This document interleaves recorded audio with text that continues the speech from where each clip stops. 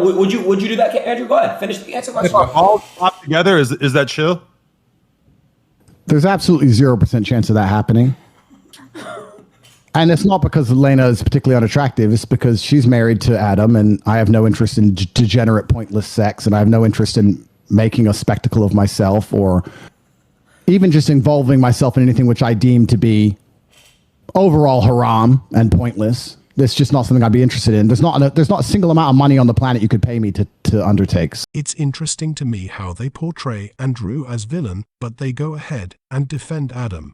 I mean, I don't have anything against him. It's just interesting how media portrays these things. He was an absolute degenerate. And I mean that the idea of having a woman making the vows that you make in marriage, offering her body as he did to you, was a form of degeneracy. And you were being very nice and measured. And I think that for that moment, that was the best thing that you possibly could have done because she looked quite vulnerable. Yeah. Lena, I think is her name. Yeah. But how do you reconcile that now, right? You're in a circumstance like this. You're being polite. You did say, I'm uncomfortable. You did say that I would never do this. And I think that was really important for you to say. But you're not the same person. I mean, how did you? Yeah. Even reflecting on it. It's so disgusting. He offered you his wife. It is pretty disgusting. And it's also pretty misogynistic because he didn't ask her. He offered her. I felt sorry for her. So I was very measured with my conversation with them because I felt sorry for her. I could tell she was nervous. She was swinging on the chair back and forth. She didn't want to be there. She felt extremely nervous. And I think that only a coward would berate a very nervous, very scared woman, even if she did something which I personally disagree with, even if I think Adam is personally, he doesn't align with my morals, because she was so nervous and because she was so almost afraid she looked. Mm-hmm. And I think she expected me to go at her hard. So I just felt sorry doing it. I just didn't, I couldn't find, maybe I'm getting soft in my old age, but I think she knows what I think, and I think she knows what the world thinks. And I think if I go at her too hard, it's just going to break her. And I don't really like the idea of her, turning off the camera and bawling her eyes out. I think that God will teach her the lessons she needs to learn from her experience, both positive and negative. And I think that's God's job to do and not necessarily mine. But yeah, it was certainly uncomfortable, and it shows how degenerate the world is becoming.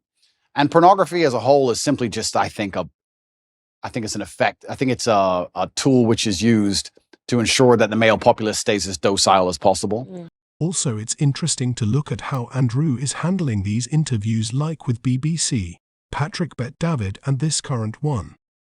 I'm not 100% sure if this is the real reformed side of him after all of things he went through, or is this in a way playing towards people's feelings. I don't think that any of the things that are happening to the male population are accidental. I think that keeping us as docile as possible is very interesting for the people who are in charge of the world, because we're the warrior class. At the end of the day, it's going to boil down to the men who are going to stand up and actually do something about anything at some point in time. So I think they like the idea of us being docile. And I mean, how much more docile can you get than a man sitting there looking at a screen, not even want to reproduce for real because he's just staring at a screen? And I think that's just a next stage in the slave mind. And it's everywhere now. Whereas, and this is something that my husband says, he doesn't have any social media because he's like, Instagram is pornography. I open my Instagram and I've got Emily Ratajkowski's butt cheeks. Yeah. And I'm not a man, so I don't have that same biological reaction to seeing it. But I can only imagine how difficult it is for a man when you open an app and you've got Kim Kardashian offering her body to Emily Ratajkowski. Even if you're walking down the street, I've realized even how desensitized I've become to pornography, because you see an ad for Gucci and for whatever reason, she's got to be completely naked while she's holding the bag. I remember in my lifetime, there were music videos that got censored or banned or can only be played after 10 or 11 at night. And if you watch them now, you'd be like, what? For what? What is that? A bikini? Like, it's nothing. It's amazing how quickly it has degenerated. And yeah, absolutely. And we're all degenerating with it. Like I've realized the fact that I don't have a reaction to seeing the half-naked woman holding a Gucci bag means that I have been desensitized to pornography. And I can only imagine what that does to men. Oh, completely. And but this is what the powers that be want. They want to make sure that the male populace is as docile as possible. And they do that with a large array of weapons. And they do that with a web of tools. And I believe that I'm the counter to that, which is the reason I ended up attacked in the first place. But unfortunately, when you buy into the slave mind programming, you not become the kind of man who can easily attract a woman, because you're not attractive to females as a whole. So how do you satisfy yourself? You end up sitting there staring at a screen, and they convince you that's a good life to live as a man, and that's perfectly fine and perfectly normal. And you don't even get to genetically reproduce. I do also, though, and I want to make this clear, I do believe in absolute and utter self-accountability as a man. I think as a man, everything that happens to you is your fault. Me going to jail was my fault. Me being attacked online was my fault. If all these bad things that happened to me, I will take responsibility for, even if I believe they were unfair or unjust. And I think that any man who's going to sit there and say, I'm struggling, he also needs to wake up and understand that if you're going to truly struggle to not click on a website, then you're going to deserve the terrible life you're going to live. And the devil or the matrix or whoever you want to call them are going to fill your life with temptations. They're going to fill your life with easy way outs that they're going to want you to take, because the good road is usually the hardest road. And if you're going to continue to fall for them, then you're going to have to suffer the consequences of that. So it's double-edged. It's certainly difficult that pornography is everywhere and men are struggling with it. But to me, what's even more upsetting is that these men don't have enough fortitude and enough mental strength to wake up and say, I'm better than that. Okay. But this is the thing, right? So I'm about to get started, Candace. Good, get started. This is the thing. But this is the thing, right? So when you attack a man's mental fortitude on one issue, you attack it on all issues. This is why it's done purposefully. To resist a slave mind, you need to be able to resist in the first place. How can you resist a slave mind if you have no physicality, you have no willpower, no ability to mentally resist anything? Well, then what you're going to end up doing, you're going to end up eating the bugs and watching the porn and sitting in front of your computer. And that's what they want from the people. So I think that it's actually all very interconnected. People come at me with the porn problem and I get the same thing. Guys say to me all the time, hey, what are you going to do? What should I do? I struggle with pornography. And I say, that's because you have nothing else in your life in order. If you were in good physical condition and you had the money you were supposed to have and you had the mentality you were supposed to have, you wouldn't need it. So the reason you're so addicted to porn is because everything else in your life is a failure. And yeah, it's certainly a complicated issue. It's a difficult one. And this is why they fear male agency so much, because when men truly wake up and decide to be the best versions of themselves, they're hard to control because all these control mechanisms fall by the wayside. They don't want the porn anymore. They don't want the antidepressants anymore. They don't want the garbage anymore. And now you have a whole bunch of men who actually want truth and honor and respect, and they want to live for something. And then what are they going to live for? They're going to want to be brave. They're going to want to do the right thing, regardless of how dangerous it may be for their own personal circumstance. And that sounds like a difficult population to enslave. And that's what's scary. Now Andrew here goes to explain how he eventually started the webcam business and moral ethic. I always encouraged forgiving people and changing, but I like here that he makes a point out of current situation regarding sexual display on internet as well as Twitch. I could go as far and say that Twitch staff encourages that type of content, and by that type of content I mean bathtub meter and current bikini display of some streamers. But I'll explain it from the beginning.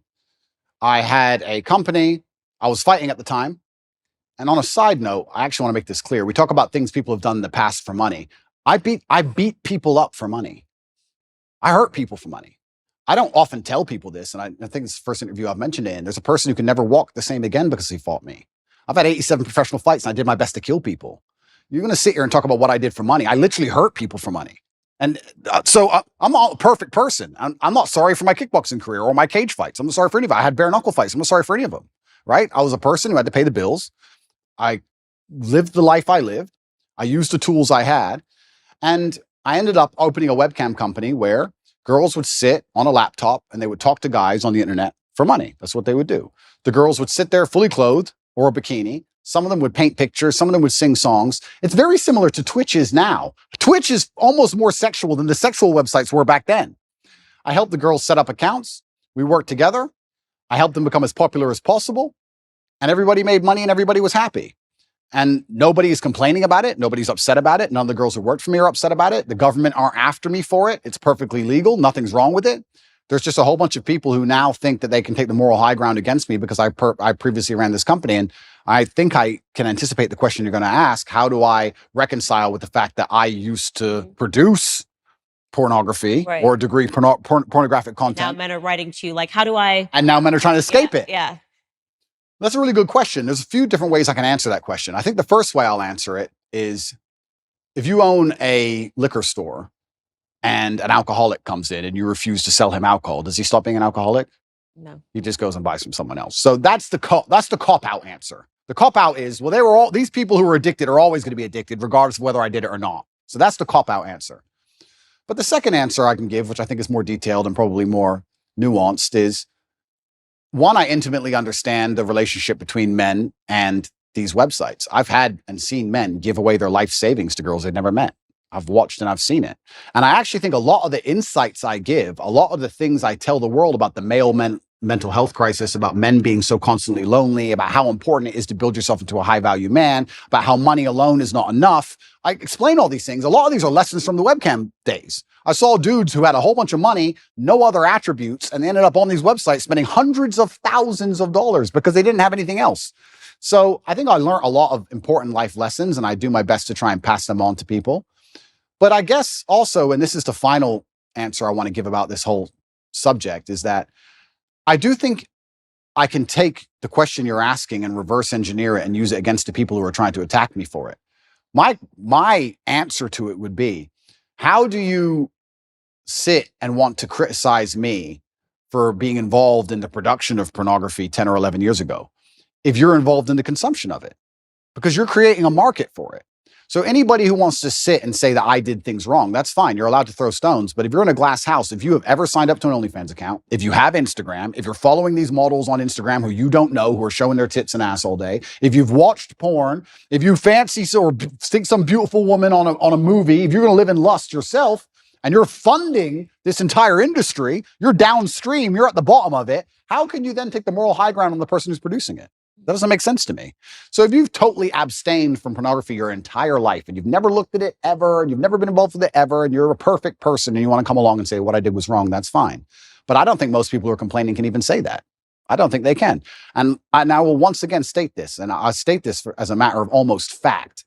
The level of investigation I've gone under, the level of forensic investigation my life has been submitted to, most people don't understand. Most people have never been through what I've been through. They've not had their entire life forensically analyzed, every word they've ever said, everyone they've ever spoken to, every WhatsApp chat, everything, head to toe by federal agencies for the last 10 years. And the most they come up with is that I ran a webcam company, which I've already admitted to. That's it. Take these people who criticize me and see how many porn websites they've been on. Get their laptops, see the they've Googled, see who they've spoken to. Like, it's all massively hypocritical. I do understand that some people would hear that and go, oh, you know, he's a bad person, etc. I don't think I was a bad person. I never hurt anybody. I think I could have done much worse things. I know many people from my circumstances who did many things worse than what I did. And all in all, I'm not going to sit and pretend I'm sorry for something I'm not sorry for. And I just want to make it clear to the world that, like you said, people come from different backgrounds and people grow and people change, etc. But I also look at the world in a different way. I think that we're all constantly doing our best. I think I'm doing the best I can right now. When I'm 55, I might watch this interview and think I'm an idiot, right? And I think we're all constantly doing our best. And I did the best I could do at the time. And I don't think it makes sense for me to hate past me for doing his best. I just don't think that's a very constructive mindset.